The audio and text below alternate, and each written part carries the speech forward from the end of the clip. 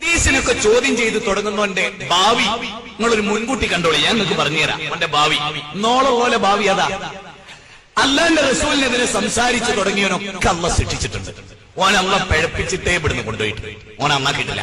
നിങ്ങൾ ആരെയോ ഹദീസിനെ നിഷേധിച്ചു നബിക്കെതിരെ സംസാരിച്ചും ജനങ്ങൾക്കിടയിൽ സംശയം സൃഷ്ടിച്ചും ഏതൊരുത്തൻ രംഗപ്രവേശനം ചെയ്തിട്ടുണ്ടോ ഓൻ ഈ ഉമ്മത്തുനിന്ന് വേർപെട്ടു പോയിട്ടേ. ഓനെ എന്നും ജനങ്ങൾ വെറുത്തിട്ടേ. ഓനെ കാണുമ്പോൾ ജനങ്ങൾ ഓടി ഒളിക്കുന്ന അവസ്ഥാവിശേഷം ഉണ്ടാവാൻ പോവുകയാണ്. അത്രയും ഭർത്താവിനോട് ഇങ്ങനെ പറഞ്ഞേക്ക്. സഹീഹ് മുസ്ലിമിൽ ഒരു ഹദീസ് ഇന്നലെ ഞാൻ ഇങ്ങനെ വെറുതെ വായിച്ചപ്പോ കണ്ടതാട്ടോ. റസൂല് പറയാൻ ഒരു കാലം വരും, സേത്തി അലന്നാസി സമാനുൻ, സമാനുൻ ഒരു കാലം എന്റെ ഉമ്മത്തിന് വരും, അന്ന് 50 സ്ത്രീക്ക് ഒരു പുരുഷൻ. അങ്ങനെ ഒരു അവസ്ഥ വരും റസൂലാ പറയുന്നത്.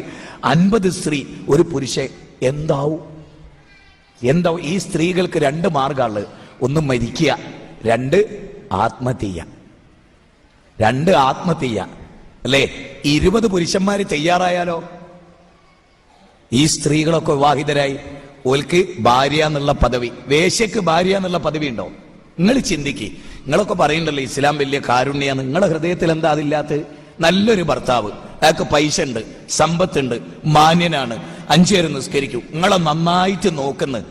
എന്നിട്ടൊരു നിങ്ങൾ പലപ്പോഴും പല പെണ്ണുങ്ങളും പറയൂ, പിന്നെ പലരോടും ഭർത്താവിനോട് നിങ്ങൾ അറിഞ്ഞോ ഓളെ കല്യാണം തെറ്റിപ്പോയി, നല്ലൊരു കുട്ടിയേനു, പാവം ഓക്കൊരു ഭർത്താവ് ഉണ്ടോ നിങ്ങൾ നോക്കണം, നിങ്ങൾ കെട്ടിക്കൊടി എന്നെന്താ നിങ്ങൾ പറയാത്ത?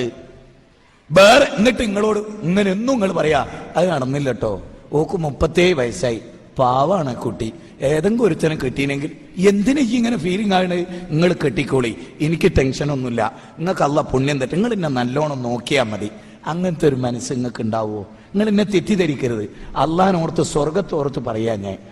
അല്ലേ നിങ്ങൾ വിചാരിക്കും നിങ്ങൾ കാരണം എത്ര പെണ്ണുങ്ങൾ വ്യഭിചരിക്കുന്നുണ്ട് അറിയ? നിങ്ങൾ കാരണം നിങ്ങൾ ഈ മഫ്തയും പർദ്ദയിട്ട് വന്ന നിങ്ങളെ വാശി കൊണ്ട് എത്ര പെൺകുട്ടികൾ വ്യഭിചരിച്ചിട്ട് ഹറാമ് ചെയ്യുന്നറിയോ?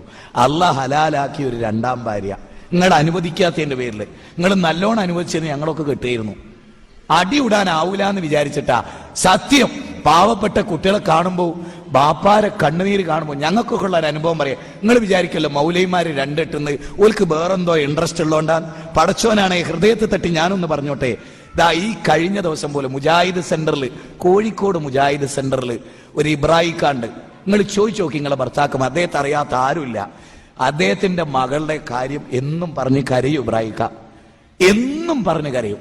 ജീവിതത്തിൽ പലപ്പോഴും തോന്നുന്നു ഇബ്രാഹിക്ക ഞാൻ കെട്ടിക്കോളാം നിങ്ങളെ മോളെന്ന് പറയാൻ. നിങ്ങൾ അനുവദിച്ചോ? നിങ്ങൾ പെണ്ണുങ്ങൾ അനുവദിച്ചോ? എന്നിട്ട് ആ ബാപ്പാന്റെ ഞങ്ങൾ പ്രസംഗ രംഗത്തൊക്കെ പോകുന്നുണ്ട് ഞങ്ങളോടാ പറയാ. അതാണ് പ്രശ്നം.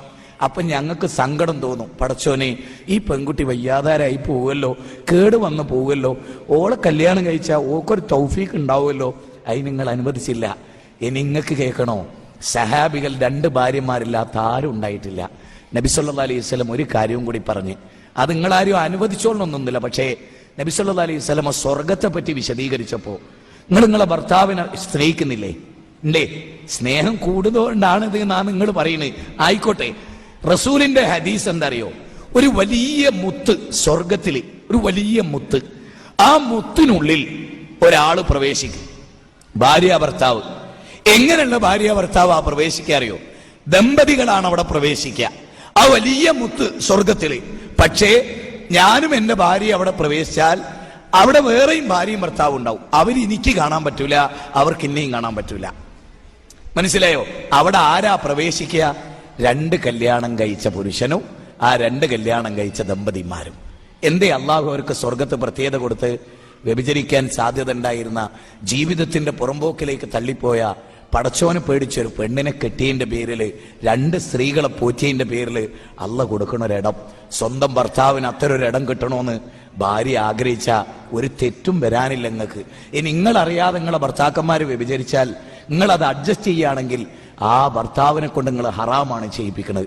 ഇത്രയും ഞാൻ പറഞ്ഞത് രണ്ടാമതൊരു കല്യാണം കഴിക്കാനുള്ള മോഹാണെന്ന് ഒരിക്കലും നിങ്ങൾ തെറ്റിദ്ധരിച്ചാൽ എൻ്റെ പേരിൽ നുണ പറഞ്ഞതിൻ്റെ പേരിൽ അള്ളാഹ് നിങ്ങളെ ശിക്ഷിക്കും. അത് നിങ്ങൾ കരുതരുത്. ഇങ്ങനൊക്കെ നിങ്ങളോട് ആരും സംസാരിക്കൂല.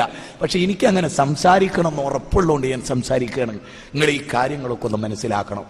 ജീവിതം നമുക്ക് ഈ ലോകത്തിനപ്പുറത്തൊരു യാത്രയല്ലേ, എന്താ അത് മറന്നു പോണത്?